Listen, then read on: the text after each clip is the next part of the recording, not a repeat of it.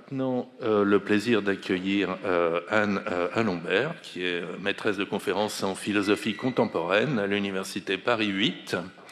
Et elle s'intéresse tout particulièrement aux enjeux sociaux, politiques et intellectuels des technologies numériques. Et je mentionne juste les titres de deux de ses ouvrages. Schizophrénie numérique, la crise de l'esprit à l'ère des nouvelles technologies, paru en 2023, et de la bêtise artificielle pour une politique des technologies numériques, qui vient de paraître il y a quelques semaines. Et donc, elle va partager avec nous son analyse de l'IA générative, qui peut être vue comme une technologie intellectuelle comme les autres, une de ces prothèse de la pensée qu'a mentionné David Bates hier, ou peut-être constitue quelque chose de complètement différent. Anne, c'est à vous. Merci beaucoup. Merci beaucoup pour cette introduction et merci beaucoup pour votre invitation. Alors, ce que je vais vous proposer aujourd'hui, effectivement, comme l'a un petit peu suggéré Daniel Handler, je vais avoir un propos un petit peu critique, mais qui n'est pas critique à l'égard des recherches scientifiques en mathématiques, en algorithmique, en informatique, qui ont rendu possible les technologies contemporaines que nous connaissons aujourd'hui, parce que je serais non seulement incapable de critiquer ces recherches-là, et puis par ailleurs je travaille moi-même avec des informaticiens, des mathématiciens, des développeurs, des collègues aussi dans le champ des sciences de l'information et de la communication, et donc je suis très intéressée en réalité par ces technologies. En revanche, j'ai une perspective un petit peu plus critique sur les services ou les produits numériques qui sont développés à partir de ces recherches pour le grand public et qui posent, à mon avis, un certain nombre de questions sur les plans à la fois psychiques, sociaux et politiques. Et donc, ce sont ces questions aussi qui alimentent un petit peu mes réflexions. Alors, j'ai intitulé donc cette communication « Déformation artificielle de l'intelligence » avec une petite parenthèse autour du D. Et ce titre, en fait, résume un petit peu la thèse à partir de laquelle je vais m'exprimer aujourd'hui. Alors, cette thèse, elle est double. Elle a deux dimensions, si vous voulez. La première thèse, elle consiste à soutenir que la formation des intelligences est toujours déjà artificielle. Elle est toujours déjà conditionnée par un milieu technique ou un milieu industriel. Et la deuxième thèse, qui découle un petit peu de celle-là, c'est que cette formation artificielle de l'intelligence, elle peut toujours aussi devenir une déformation de cette même intelligence en fonction justement de ces milieux techniques et industriels. Alors, à partir de... Donc, je vais étayer un petit peu cette thèse très générale dans une introduction. Et dans cette introduction, en fait, j'essaierai de vous proposer un point de vue un peu alternatif au point de vue traditionnel de l'intelligence artificielle. Ce point de vue alternatif, il consiste à dire qu'au lieu d'envisager l'intelligence humaine d'un côté et l'intelligence machinique de l'autre, comme si on avait affaire à deux entités séparées l'une de l'autre, moi je vous proposerais d'essayer d'envisager plutôt le couplage dynamique ou la relation dynamique, si vous voulez, entre les esprits humains d'une part et leurs prothèses artificielles d'autre part, prothèses sans lesquelles ces esprits humains ne pourraient pas s'exercer, mais qui peuvent aussi toujours éventuellement les menacer. Et donc, une fois que j'aurai fait cette petite introduction qui sera un peu longue, excusez-moi, la principale partie de mon intervention sera consacrée à l'introduction, mais enfin, c'est pas très grave. Et donc, ensuite, j'essaierai en fait d'articuler, si vous voulez, deux questions. Donc, la question de l'écriture alphabétique et la question de l'écriture algorithmique, et de montrer que ces deux questions, en dépit de l'écart historique, évidemment, entre ces deux technologies, ces deux technologies ont posé des questions qui, toute proportion gardée, posent des problèmes philosophiques qui peuvent nous aider en fait à appréhender les problèmes philosophiques qui se sont posés à l'époque peuvent nous aider à appréhender les problèmes philosophiques qui se posent aujourd'hui, même si bien sûr ces problèmes se posent dans des rythmes, à des échelles et dans des conditions matérielles et infrastructurelles complètement différentes, ce qui implique que le contenu même de ces problèmes change. Mais disons que ça nous donne un cadre problématique qui permet d'interroger la mutation industrielle et civilisationnelle qui est la nôtre aujourd'hui. Alors, les trois problèmes que je vais évoquer, ce sont les trois problèmes suivants. Le premier problème, c'est celui de la dépendance cognitive. Le second problème, c'est celui de l'uniformisation culturelle. Le troisième problème, c'est celui de la manipulation politique. Et si j'ai le temps, eh bien, j'essaierai de vous montrer dans une dernière partie qu'en dépit de ces trois problèmes, qui me semblent être des problèmes importants aujourd'hui dans le contexte du développement de l'intelligence artificielle générative, eh bien, en dépit de ces problèmes, je crois que l'on peut concevoir et développer des technologies à la fois herméneutiques et contributives, j'essaierai d'expliquer ce que j'entends par là, qui mettent donc les algorithmes au service des esprits individuels et de l'intelligence collective. Donc maintenant, je m'excuse, mais je vais lire mon texte parce que voilà, il faut que j'avance et que je ne contribue pas à nous mettre tous et toutes en retard.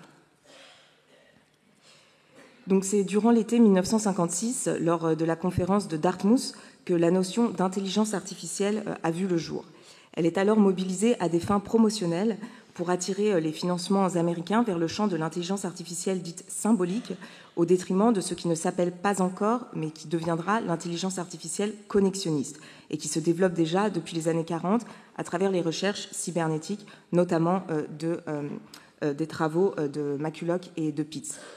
Donc ces deux courants, l'intelligence artificielle symbolique et l'intelligence artificielle connexionniste, qui se développent de manière concurrente, reposent néanmoins sur un présupposé commun. Ce présupposé, c'est celui de l'analogie entre l'esprit et le programme, ou entre le cerveau et l'ordinateur.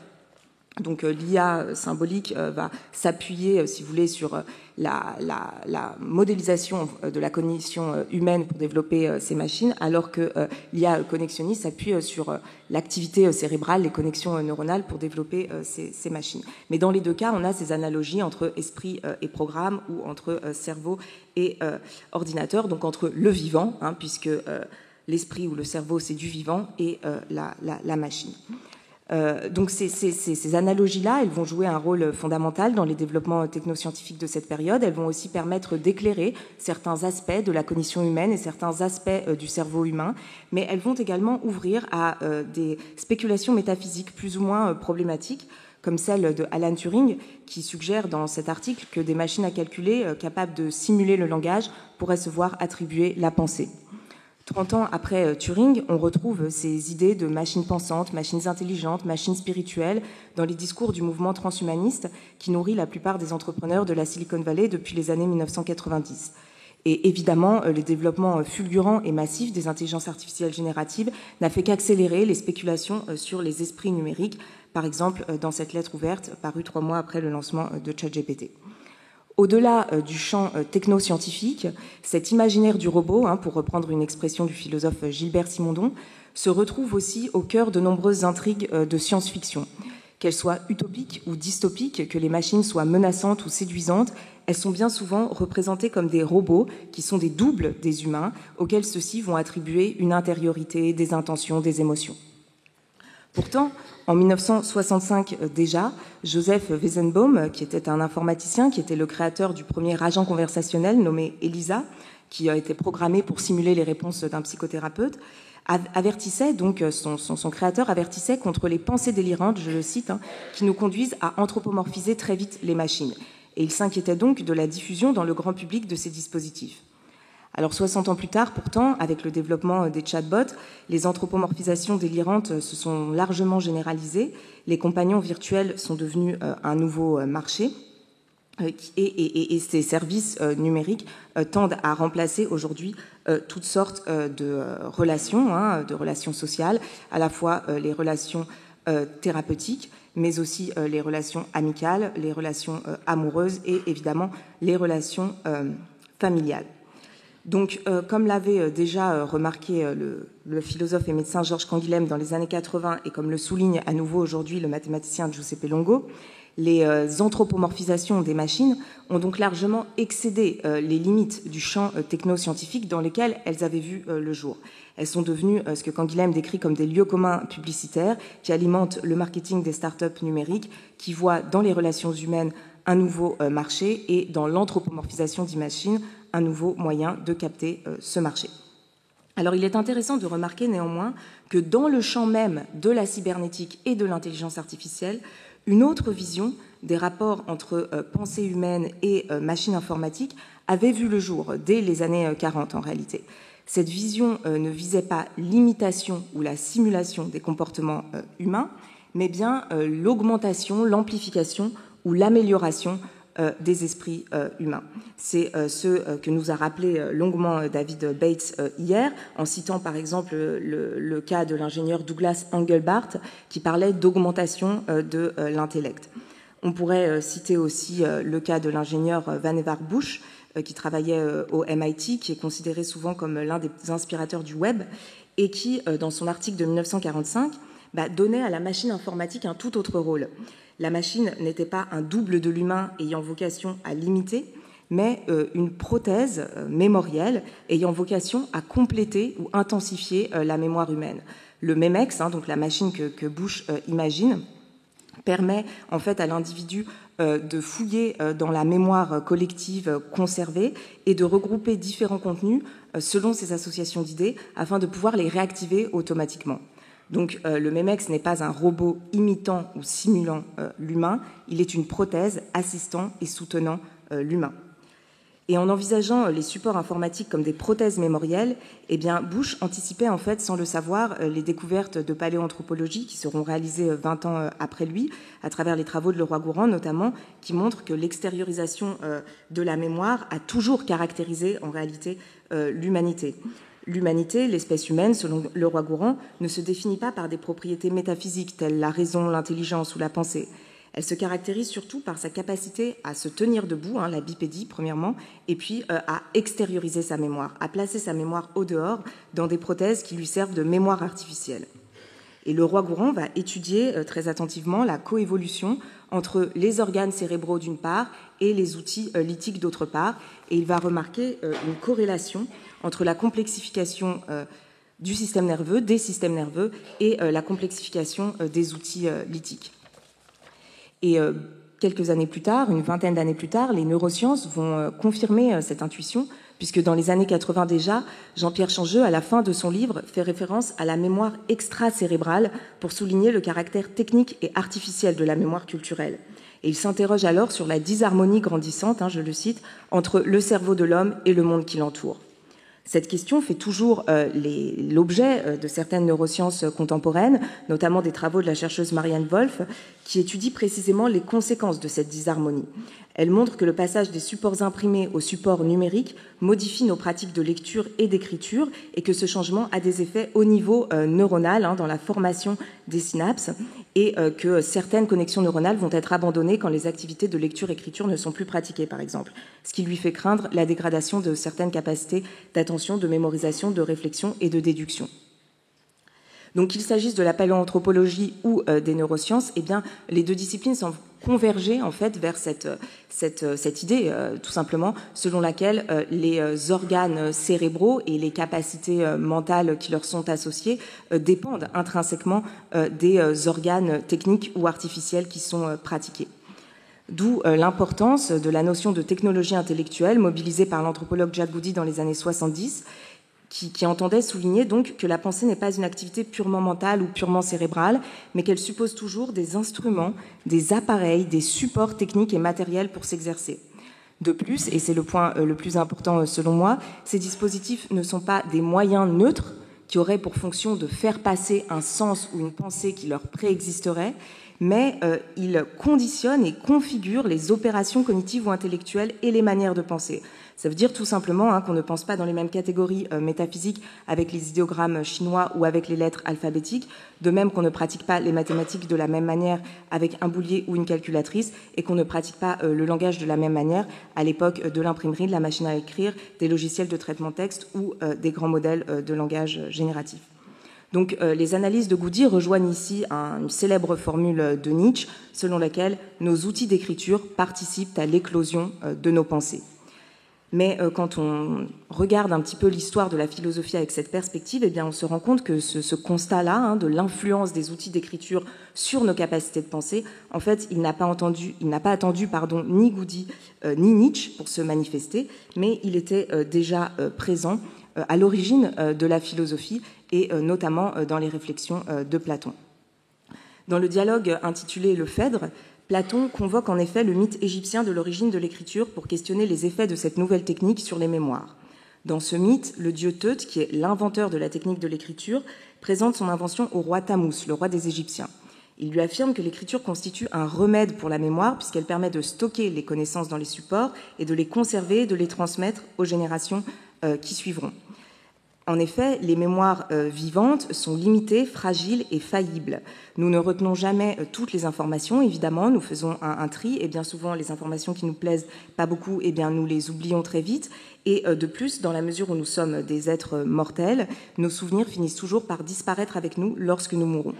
Donc la mémoire artificielle de l'écriture, elle va permettre en fait la survie de ces souvenirs et elle va être un très bon remède par rapport aux imperfections et à la finitude de la mémoire humaine. Néanmoins, le roi des Égyptiens, Tammuz, à qui Tut tient son discours, lui objecte que ce remède, aussi puissant soit-il, comporte également des dangers, puisque si les individus n'ont plus besoin de se souvenir par eux-mêmes des savoirs, eh bien, ils ne feront plus l'effort d'exercer, de pratiquer leur mémoire. Or, la mémoire n'étant pas une faculté innée, si elle n'est pas pratiquée, elle risque de se dégrader. Et sans mémoire, c'est la possibilité même d'apprendre, de s'instruire et de raisonner qui se voit menacée. Tout se passe donc comme si le remède de l'écriture constituait en réalité un poison, ou du moins comme si le poison pouvait lui-même devenir un remède. Mais dans les deux cas, il y a une ambivalence qui est signifiée dans le texte grec par le terme de pharmakon, mobilisé par Platon pour désigner l'écriture. Et donc, dans son commentaire de ce texte, Jacques Derrida a beaucoup insisté. Donc, Jacques Derrida, qui est un philosophe contemporain, qui a écrit un commentaire du Phèdre en 1968, qui est publié dans un ouvrage qui s'appelle La dissémination. Eh bien, Jacques Derrida, dans cet article, qui est un commentaire, insiste sur l'ambivalence de cette notion de pharmakon en disant elle est intraduisible en réalité. Parce que quand on la traduit par remède, on nie la dimension toxique, et quand on la traduit par poison, eh bien évidemment, on nie la dimension remédiante de l'écriture. Donc, le terme proposé par Derrida est celui de drogue, qui permet de suggérer une substance qui vient combler un manque, dont on a besoin, qui nous fait du bien, mais qui peut aussi nous détruire si nous en abusons, et qui permet surtout, cette notion de drogue, d'insister sur la relation de dépendance à la technique, qui tend à s'instituer une fois que nous lui avons délégué nos capacités. Car telle est bien, en fait, la crainte de Tammuz, du roi des Égyptiens dans le mythe. La crainte de Tammuz, c'est qu'une fois que leur mémoire et leur savoir auront été extériorisés, une fois qu'ils se seront déshabitués à apprendre et à mémoriser, eh bien, les citoyens deviendront dépendants des supports écrits et ils ne pourront plus s'en passer, en fait. Et donc c'est un petit peu ce qu'illustre la scène de ce dialogue où on voit Phèdre, donc qui est le personnage principal qui parle avec Socrate, dans le dialogue qui cache le discours écrit d'un sophiste qu'il vient d'écouter, parce qu'il a peur de révéler à Socrate qu'en fait, il est incapable de se remémorer le discours sans lire le texte écrit. Et donc, dans le contexte actuel, évidemment, cette attitude de Phèdre, cachant son discours écrit, pourrait s'apparenter à celle de nombreux étudiants qui essayent de cacher leur usage de ChatGPT et qui, malheureusement, se retrouvent incapables de résumer le texte qu'ils viennent juste de produire quand ils sont interrogés oralement. Comme l'a montré une récente étude du MIT, 80% des utilisateurs de ChatGPT qui ont été testés étaient incapables de citer les passages des essais qu'ils venaient juste de générer avec le logiciel quelques minutes auparavant. L'étude a mis au jour le fait que durant l'utilisation de ce logiciel, les zones cérébrales associées à l'intégration et la production du sens, de la signification, ne sont pas mobilisées. Et que quand on prive les utilisateurs de leur prothèse cognitive, eh bien, ils ont beaucoup de mal à remobiliser ces zones cérébrales et à réaliser l'activité nécessaire pour rédiger par eux-mêmes un texte. Autrement dit, et c'est ce que ces chercheurs décrivent sous le nom de dette cognitive, il y a bien une dépendance à la technique qui s'institue et qui fait beaucoup penser aussi à ce que Bernard Stiegler décrivait dans son livre sur la société automatique. Donc Bernard Stiegler, qui est aussi un philosophe contemporain, héritier de Derrida, comme la prolétarisation des savoirs-pensés, le fait qu'on va non plus extérioriser les savoir-faire dans les machines-outils, comme on nous l'a décrit hier dans l'exposé qui portait sur le General Intellect, le fragment sur les machines, mais on va extérioriser nos savoir-pensés dans les machines algorithmiques.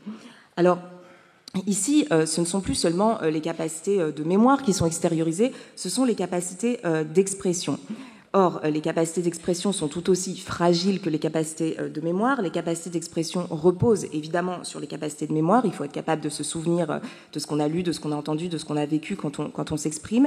Mais elles reposent aussi sur les capacités d'imagination, c'est-à-dire sur la capacité d'imaginer le sens ou la signification qu'on cherche à produire, d'imaginer aussi son destinataire, puisque quand on écrit, quand on s'exprime à l'écrit, que ce soit un mail, une lettre d'amour, un livre, etc., le destinataire, normalement, n'est pas présent. Hein. On écrit toujours pour un absent, et donc il s'agit d'imaginer cet absent. C'est intrinsèque à l'activité d'expression.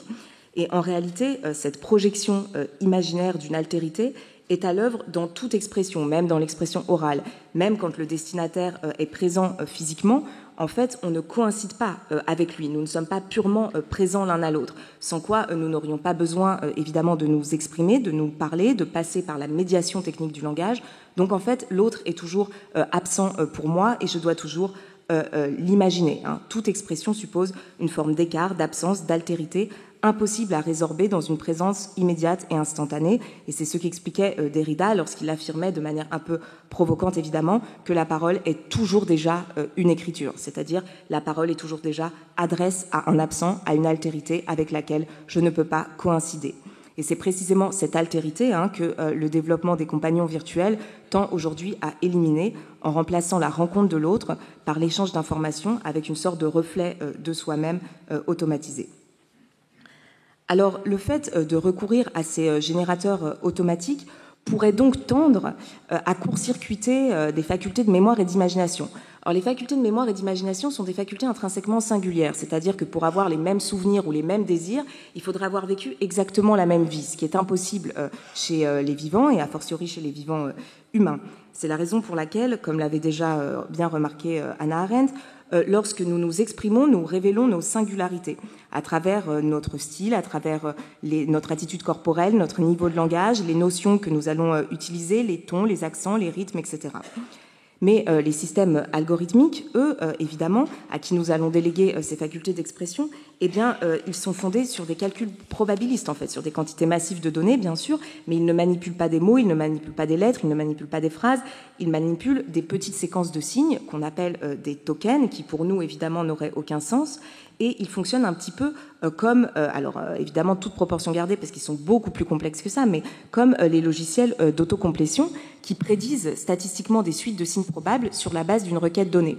Alors ensuite ils sont entraînés, il y a une phase d'entraînement supervisé, ils sont dressés si vous voulez à apporter des réponses correctes ou à dialoguer avec vous, mais la technologie est quand même celle-ci, ce qui implique qu'ils vont renforcer les moyennes, les majorités.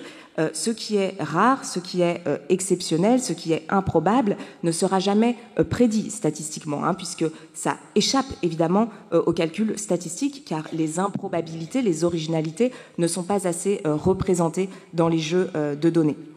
Et pourtant, on sait bien que c'est toujours à partir de ces écarts, de ces improbabilités que la culture peut évoluer. Que ce soit dans le champ artistique, scientifique, philosophique, la nouveauté émerge toujours contre les stéréotypes, contre les clichés, les idées reçues, et c'est la raison pour laquelle elle a souvent du mal d'ailleurs à s'imposer. C'est donc la diversité et l'évolution culturelle qui pourraient se voir menacées par la génération industrielle de contenus automatisés, à l'image de ce qui se produit en ce moment sur la plateforme d'écoute en ligne Spotify, qui est donc inondée de musique algorithmique. Alors, ce n'est pas forcément problématique d'écouter une musique générée par une intelligence artificielle, bien au contraire. Bon, et on verra peut-être aussi des exemples tout à l'heure. Il y a beaucoup d'artistes qui s'approprient ces technologies pour faire de la musique différemment. C'est pas le sujet ici. Le sujet, c'est plutôt l'envahissement, disons, de la toile par des contenus générés algorithmiquement, mais qui n'ont pas été, disons, appropriés par des artistes ou par des créateurs. Pourquoi ? Eh bien parce que si Internet est envahi de contenus de ce type, eh bien les intelligences artificielles à venir vont se nourrir de ces contenus-là et ils vont donc faire des calculs probabilistes sur des contenus déjà probabilisés. Ce qui risque en fait de conduire à une dégradation progressive de la culture collective, un petit peu comme si on faisait la photocopie d'une photocopie d'une photocopie. Certains chercheurs ont même évoqué à ce sujet un effondrement des modèles. Ça, je ne suis pas capable de juger sur ce point-là, mais je pense qu'on peut s'attendre assez logiquement à des effets d'uniformisation et de standardisation liés au remplacement de l'interprétation des savoirs vivants par des recombinaisons algorithmiques de données numériques. Or, cette tension, en fait, entre la répétition mécanique et l'interprétation vivante, eh bien, c'était déjà le risque que craignait Platon. L'ambivalence pharmacologique de l'écriture n'est pas seulement liée à la perte des capacités mémorielles, comme on le dit toujours, hein, c'est un petit peu ce qui a été retenu de ce texte de Platon. Mais je crois qu'on peut l'interpréter un peu différemment, même si c'est peut-être pas exactement ce que Platon voulait dire, mais enfin, voilà, disons que le problème, c'est aussi le problème de la stérilisation de l'évolution culturelle. Parce que si les individus se contentent de répéter bêtement les savoirs écrits, eh bien, tout simplement, ils ne les interprètent plus, ils ne les individuent plus, ils ne les transforment plus. Et donc, le problème, c'est l'évolution de ces savoirs qui ont besoin d'être interprétés et transformés pour pouvoir évoluer. Donc, on retrouve bien cette tension entre interprétation vivante diversifiée et répétition mécanique standardisée. Et dans le mythe grec de l'origine de l'écriture, Hermès, qui est l'équivalent de Teut, est précisément le dieu qui incarne cette tension. C'est le dieu de l'interprétation qui a donné son nom à l'herméneutique, c'est le dieu messager qui fait passer les messages divins aux mortels, et donc message qu'il ne s'agit pas de décoder mais qu'il s'agit d'interpréter. Mais c'est aussi Hermès, le dieu du calcul et le dieu de la géométrie, comme Teut en fait, hein, qui est à la fois le dieu de l'écriture et le dieu du calcul et des mathématiques. Hermès est donc intrinsèquement ambivalent, tiraillé entre ces deux polarités de l'exactitude propre au calcul et du mystère propre à l'herméneutique. Et c'est la raison pour laquelle il est aussi le dieu du pharmacone, puisque son attribut c'est le caducée, donc c'est ce bâton que vous voyez entouré de deux serpents, qui sert à guérir de l'empoisonnement et qui est devenu le symbole de la médecine aux États-Unis. Et ce pharmacone, donc à la fois poison et remède, eh bien, il vient ici dire l'origine commune de ce que l'on croyait pouvoir opposer, hein, et de ce que la métaphysique croira pouvoir opposer, à savoir l'art de calculer et l'art d'interpréter, entre lesquels la technique de l'écriture est précisément tiraillée. Alors, c'est intéressant de mentionner cette tension-là aussi parce que cette tension entre exactitude, répétition et interprétation, diversification, elle concerne spécifiquement l'écriture alphabétique, qui est le système d'écriture par lequel Platon est concerné. Alors pourquoi ? Parce que dans d'autres systèmes d'écriture, par exemple, si vous prenez l'exemple des écritures idéogrammatiques, c'est ce qu'évoque cette chercheuse Anne-Marie Christin dans ce livre qui s'appelle L'image écrite, eh bien, pour lire des idéogrammes, vous êtes obligé de faire un acte d'interprétation, parce qu'un idéogramme, il peut avoir, ceux qui connaissent le chinois, par exemple, le savent très bien, un idéogramme, il n'a pas toujours la valeur d'idéogramme, il peut avoir la valeur d'un phonogramme ou la valeur d'une clé ou d'un classificateur. Donc pour comprendre une phrase, pour savoir à quoi sert l'idéogramme, eh bien, vous devez bien sûr interpréter le contexte. Et dans le cas des alphabets consonantiques qu'on appelle des abjad, donc par exemple l'alphabet hébreu ou l'alphabet arabe, eh bien vous n'avez que les consonnes qui sont écrites, donc vous allez devoir compléter vous-même avec les voyelles. Donc là encore, il faut interpréter pour pouvoir lire. Autrement dit, l'acte de lecture et l'acte d'interprétation sont intrinsèquement liés dans ces systèmes d'écriture. Et ce n'est plus le cas précisément dans le cas de l'écriture alphabétique, c'est du moins ce qu'explique Clarisse Ehrenschmidt dans ce livre et Jean Lassègue dans celui que vous voyez à côté. Dans le cas de l'écriture alphabétique qui retranscrit les voyelles et les consonnes, eh bien, il devient possible de lire un texte simplement en associant les sons et les lettres, les signes graphiques et les sons phoniques. Mais vous pouvez le lire sans le comprendre, hein. Et donc, en ce sens, l'acte de lecture est dissocié de l'acte d'interprétation. Par exemple, si vous lisez un livre et que vous êtes fatigué le soir, parfois vous entendez mentalement les sons, mais vous n'avez rien compris, vous êtes obligé de repartir au début de la page. Parce que précisément, il est possible de lire sans comprendre. Et s'il est possible de lire sans comprendre, eh bien, il est possible de simuler la compréhension. Hein, vous comprenez ? Donc, en fait, les machines d'écriture industrielle contemporaine poussent à l'extrême cette dissociation entre d'un côté l'interprétation du sens et d'un autre côté la simple manipulation de marques formelles. Et c'est la raison pour laquelle elles parviennent à des performances de simulation sans précédent, mais c'était déjà le cas, hein, cette simulation était déjà possible à l'époque de l'écriture alphabétique qui concernait Platon. Or, pour Platon, la simulation de la compréhension est un problème. C'est le problème de la sophistique qui est pratiquée par les sophistes, que Socrate évoque à de multiples reprises. Et donc, que font les sophistes ? Eh bien, contrairement à Socrate, hein, qui met en question ses interlocuteurs pour les faire penser, les sophistes se contentent de réciter par cœur des savoirs qu'ils n'ont pas compris, mais qu'ils se sont appropriés en les volant à autrui. Les sophistes sont indifférents aux théories qu'ils défendent. Ils peuvent prouver une chose et son contraire. Tout ce qui leur importe, c'est en fait d'avoir un certain succès auprès des citoyens. Et les citoyens, qui bien souvent sont fascinés en fait par les performances rhétoriques des sophistes et sont prêts à payer très cher pour les écouter, un petit peu comme nous sommes prêts aujourd'hui à payer nous sommes un peu fascinés par les performances de ChatGPT, nous sommes prêts à payer aussi des abonnements à ces grandes entreprises privées. Et il se trouve qu'effectivement, les robots conversationnels, tels qu'ils se déploient aujourd'hui dans le grand public, ont quelques points communs avec les sophistes. Alors, le premier point commun, c'est que, évidemment, ces dispositifs algorithmiques n'accordent aucune signification au texte qu'ils produisent. Ils peuvent générer une thèse ou la thèse contraire en fonction de ce que vous leur demandez.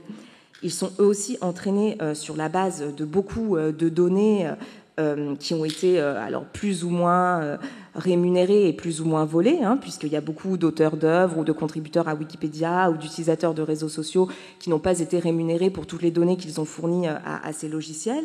Et puis enfin, ils sont bien souvent programmés pour séduire leurs utilisateurs, en flattant leur ego, en leur disant à quel point leurs questions sont pertinentes et passionnantes. Vous l'avez peut-être remarqué si vous avez essayé de discuter avec ChatGPT, hein, qui vous relance toujours pour que vous lui fassiez une nouvelle demande, ou bien en employant tout simplement la première personne du singulier, hein, en disant « je », c'est déjà une manière de permettre à l'utilisateur de projeter une altérité.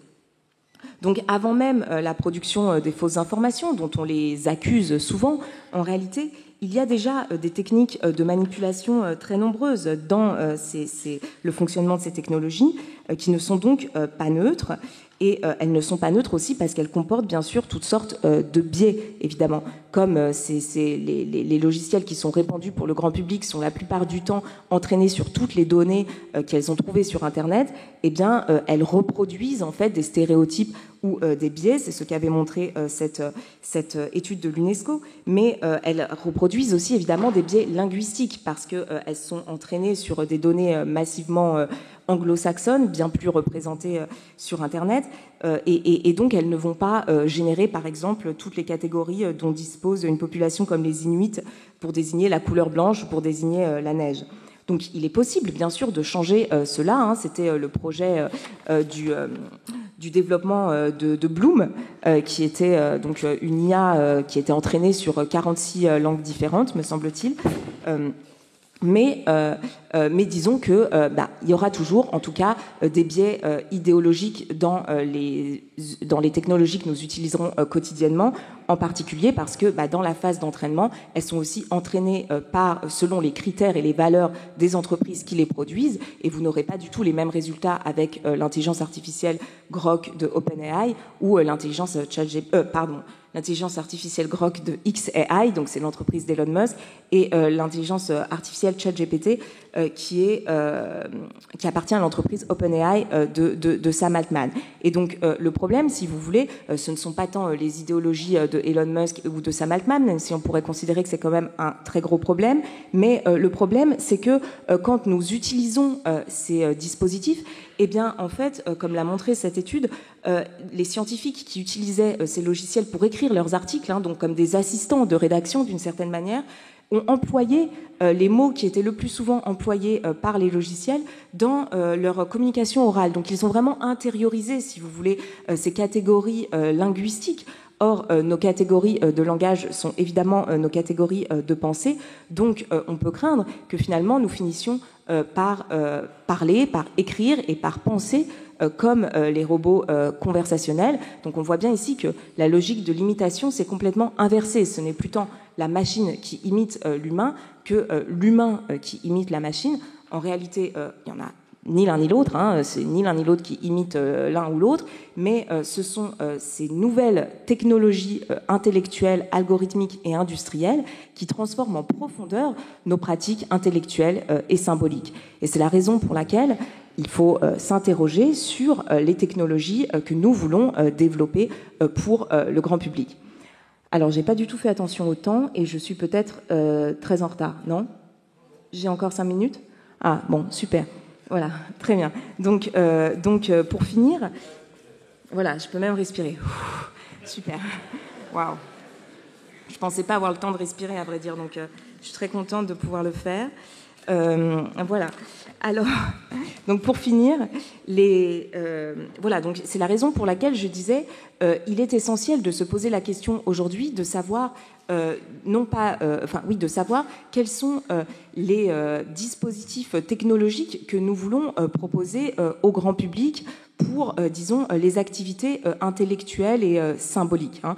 Et en fonction des fonctionnalités technologiques qui seront développées, en fonction des modèles économiques qui seront ceux des entreprises qui les développent, et en fonction des idéologies politiques qui procèdent à développement de ces machines, eh bien, nous pourrons donner lieu à des pratiques symboliques et intellectuelles tout à fait différentes et peut-être proposer des alternatives par rapport aux dispositifs dominants qui dominent justement aujourd'hui dans le grand public. Alors c'est la raison pour laquelle j'aime bien parler de technologie herméneutique et contributive.